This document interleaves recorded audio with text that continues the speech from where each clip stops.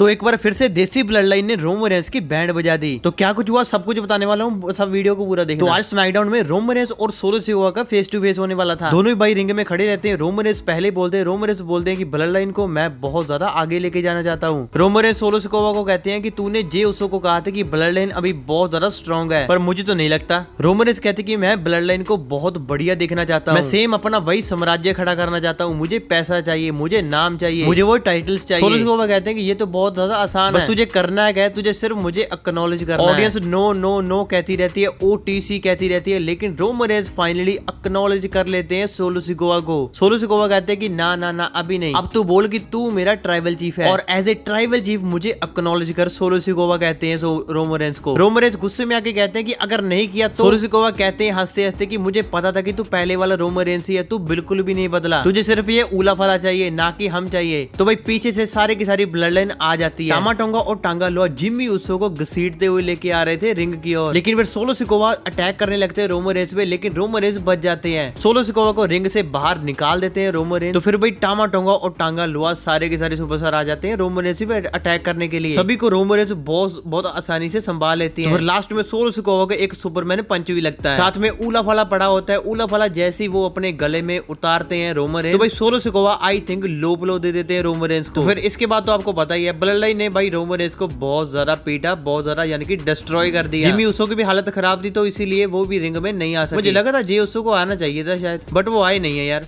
बुरी बात है ना।